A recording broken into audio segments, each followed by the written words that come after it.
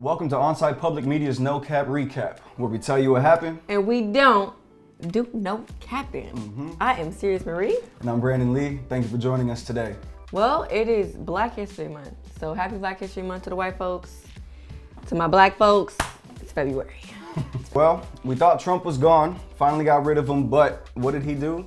He created the office of the former president. Last ditch effort for his temper tantrum. The office will be responsible for managing President Trump's correspondence, public statements, appearances, and official activities to advance the interests of the United States and to carry on the agenda of the Trump administration through advocacy, organizing, and public activism. President Trump will always and forever be a champion for the American people. Is this just his publicity team? Like, see, what is it supposed to be doing? This is like, okay, the thing that I don't understand is your ass got fired, okay? So if you're in a job and you get fired, you don't reach out to your employer like, oh yeah, this is what I'm still doing. I'm gonna make a committee for the former employees. Yeah, I just want you to hear about the things that I got going on. No one cares. Shut your up. Nobody wants to hear from you. We don't care. You got fired, okay? And not only did you get fired, you're going to prison. And I can say that a little bit more confidently now, seeing as though just within the last couple days or so, 5 of his lawyers for his impeachment trial have quit. Speaking into existence. They got out of there. So that's not good news for the Donald. Good news for the rest of us. Not good news for you, Donald. Sorry, but I don't care. Sorry, not sorry.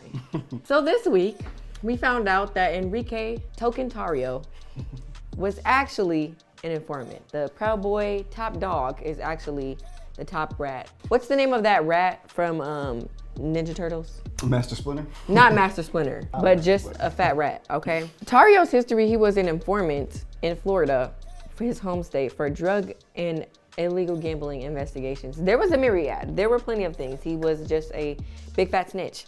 And that's his history. So he's proud of being the token boy, but not of his snitching past. And it's crazy that the Proud Boys, right, were at one point so pro-police, back the blue, to the point where they would be an informant for the police. January 6th, they're at the Capitol beating police officers to death. One of them dies. It's crazy. That's how you back the blue. The cognitive dissonance is just astronomically loud in here. And then for simpler terms, y'all is tripping. So just this past week, there have been more arrests made for the rioters from the US Capitol. 2 women who recorded themselves on video in the Capitol, who then were questioned by the FBI and lied and said they weren't in the Capitol and tried to delete the video, got questioned again by the FBI after they saw the video and admitted that they lied. These women, one of which said, wait. So they lied, said they weren't there. FBI saw the video of them there, and then they said, yeah, we lied. In the video, they said that they were in there, wanted to find Nancy Pelosi and shoot her in the freaking head. So threats were made.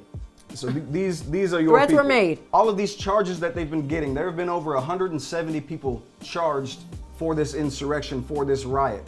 And we continue to call it a riot at the US Capitol, but none of them have been charged with a riot. Oh. There's a whole list, you can look it up, of all the charges that they've gotten, and most of them are disorderly conduct and unlawful entry. However, if you compare that to 19-year-old Amina McCaskill, a young black woman who was charged with second-degree riot the night of November 4th in Minneapolis on I-94, for what? Allegedly shining a laser pointer at a police officer who was wearing protective goggles, and the officer was unharmed.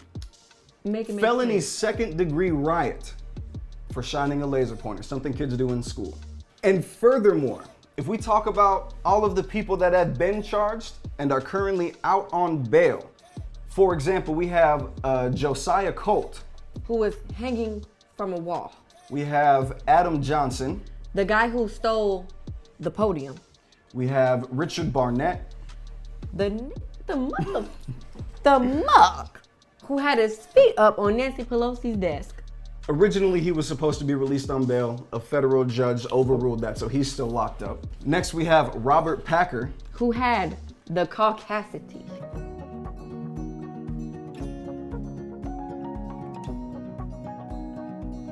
To wear an Auschwitz hoodie. Camp Auschwitz. Camp Auschwitz. And we have Eric Munchell. He had flex cuffs. The zip tie guy. These weren't just regular zip ties. Word to Ben Shapiro, who said, every American has zip ties in their house. I don't. These were flex cuffs. Flex cuffs. Only time people have those in their house is if they on some freaky shit. Hey, live your life. I don't judge. Do your thing. Next, we have Riley June Williams. Who stole Nancy Pelosi's laptop, potentially. Going to what? The Russians. Selling to the Russians. And these were the same people that were denying that the Russia Gate was a thing and all of this other BS. Next, we have Mark Leffingwell. Who beat police officers. There are multiple officers on record saying that this man beat them, was physically throwing hooks and jabs, all of that. Swinging on that. And all of those people are out on bail. But what does that take us to? That takes us to this week's cap of the week, because guess who isn't out on bail? 20-year-old Emmanuel Jackson, a black man who was part of the Capitol riot. He says in his defense that he wasn't there for Trump. He was there for America. Fighting for America because they've been taken over by globalists and the Chinese. Well, listen here. You were fighting for America, but America will never fight for you because you're a black man and now you're stuck in jail, where the rest of your white counterparts are not. So have fun with that. And even though Kanye is kind of a now, what did he say? What did he say? Even if you're in the Benz, you still a with a coupe. Even if you're in a coupe, you're still with a coupe. It don't matter. We will leave it at that. That's why I specified and said we are. You getting lit. You getting lit now. I can't work under these conditions. I'm gonna need a new co-host. Oh my God. Are you done hurting my feelings, or can we Shut continue? up. I'm giving you a compliment. So shut up, take it, and let's roll it. Okay, so something else that came out this week was that the Biden administration wants to speed up the process with putting Harriet Tubman on the $20 bill to replace Andrew Jackson.